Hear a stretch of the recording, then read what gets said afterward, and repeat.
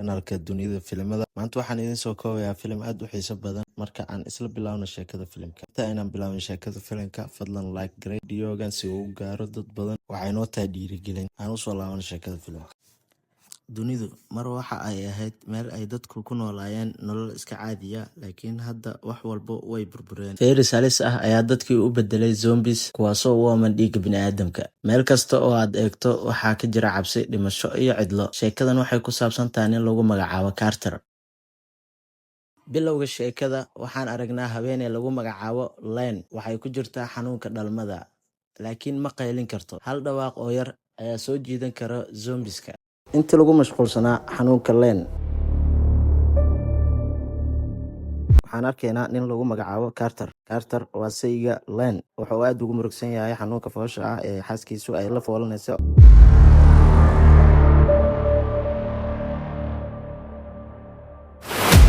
Xanuunka ay dareemayso waa mid aan la qiyaasi karin, laakiin weli waxa ay isku dayaysaa inay aamusto. Ugu dambeyn waxay dhalaysaa ilmo caafimaad qaba. Waxaan arkaynaa nin lagu magacaabo Dr. Edia.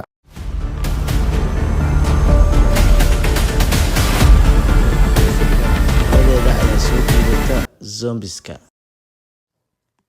Kooxda la socota Carter waxay bilaabaan dagaal si ay u difaacaan, balse inta uu jahwareerku socdo, Dr. Edia wuxuu qaataa ilmaha si uu u badbaadiyo.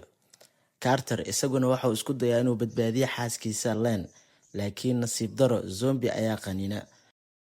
Daqiiqado kadib Lane waxay ku dhimataa gacmaha Carter. Subaxdii xigtay, Carter wuxuu qodaa qabriga xaaskiisa. Wuxuu qaataa silsiladda xasuusta ahayd ee Lane, kadibna si murugo leh ayuu u aasaa.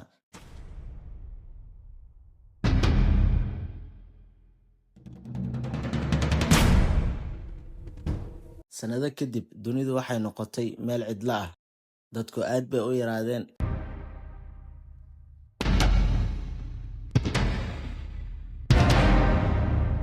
Carter wuxuu kaligiis ku wareegayaa magaalooyinka burbursan. Maalin ayuu wuxuu galay dukaankii hore ee sahayda, laakiin wax walba waxay u muuqdeen kuwo la dhacay. Markuu isku dayo inuu galo qol kale, waxa uu ku arkaa 2 qof oo meyd ah oo gacmaha is haysta xitaa dhimashadooda kadib. Aragtidaas ayaa Carter ku dhalisay xasuus murugo leh.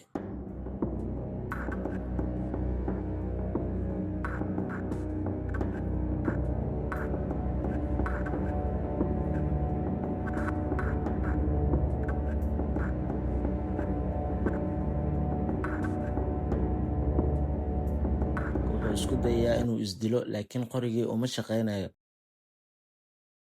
Waaba in qadarku uu doonayo inuu sii noolaado.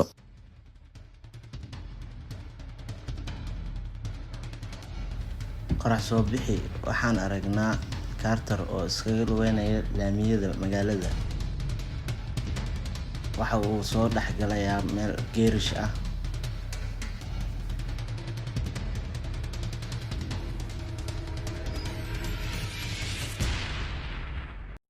Ugu dambeyn waxaan aragnaa Carter oo yimid meel geerish ah, isaga oo meeshaas kala kulmay zombi. Waa uu ka dhuuntay zombigii, wuxuuna isku dayay inuu attention-ga zombiga uu jeediyo. Waxaana tuuray dhalo, sidaas ayuuna zombigii kaga badbaaday.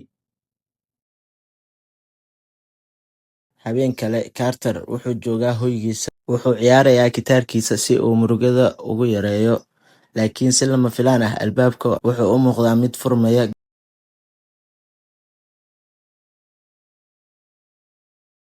Gabar yar ayaa soo gashay durbadiiba. Magaceeda waxaan ogaanaynaa inuu yahay Daisy.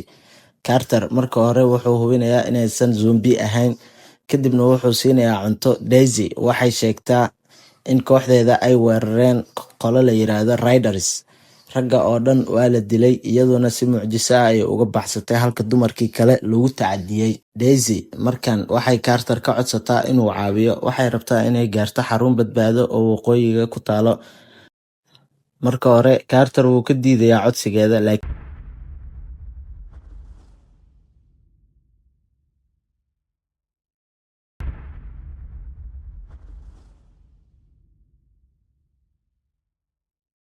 laakiin subaxdii xigtay waxaa isbedelaya fikirkiisa oo wuxuu bilaabayaa safar dheer isaga iyo Daisy.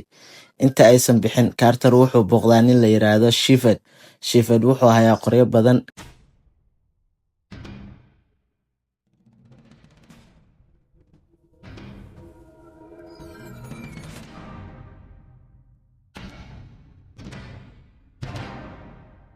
Carter lacag ma haysto, sidaas darteed wuxuu ku qasbanaanayaa inuu gitaarkiisa ku wareejiyo Shepherd.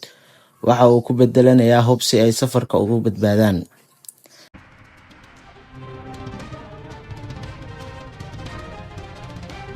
Markay marayaan kaymo iyo wadooyin cidlo ah, Raiders ayaa soo weerara. Waxaa halkaas ku bilaabma dagaal adag. Carter si xirfad leh ayuu u dagaalamayaa, xataa Daisy kama yaraysan oo waxay muujisay geesinimadeeda.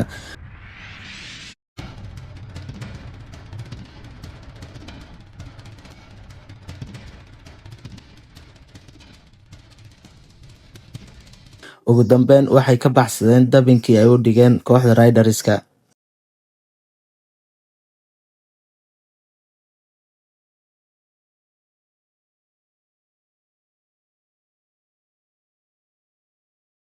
Ugu dambeyn waxay gaareen bulshada badbaadiyaasha ee ku nool waqooyiga. Halkaas Carter wuxuu ogaadaa sir lama filaan ah.